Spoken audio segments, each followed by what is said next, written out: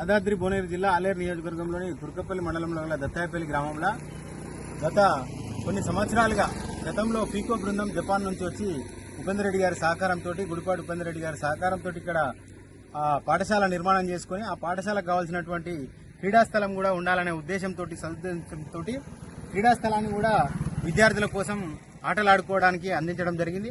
అట్టి క్రీడాస్థలాన్ని ఇప్పుడు కబ్జా చేసే కార్యక్రమం కంచే చేను వేసిన సందంగా ఈరోజు ఇక్కడ వ్యవహరిస్తున్నారు. దీని మీద పూర్తి స్థాయిలో విచారణ జరిపి విద్యార్థులకు తగు న్యాయం చేయాలనే ఉద్దేశంతో ఈరోజు కలెక్టర్ గారికి వినతి పత్రం సమర్పించడం. గ్రామ పూర్వ విద్యార్థులం అందరం ఇక్కడ ఉన్నటువంటి గ్రామ మాజీ ప్రజాప్రతినిధులం గ్రామస్తులం అందరం కలిసి విజ్ఞాపన పత్రం సమర్పించడంతో కలెక్టర్ గారి ఆదేశాల మేరకు ఎంఆర్ఓ గారికి వెంటనే ఫోన్ చేసి చెప్పి విచారణకు ఆదేశించారు. ఆర్ఐ గారు ఇక్కడికి వచ్చి విచారణ చేసి ఈ స్థలం ఎవరిది, ఏంది, ఏం కథ, ఎన్ని సంవత్సరాల నుంచి ఇక్కడ విద్యార్థులు ఈ ఆట స్థలంలో ఆడుకుంటున్నారు అనేది దాని మీద ఇక్కడ ఉన్నటువంటి గ్రామ పెద్దలందరినీ, యువకులను, పూర్వ విద్యార్థులను అడిగి తెలుసుకొని విచారణ చేయడం జరిగింది.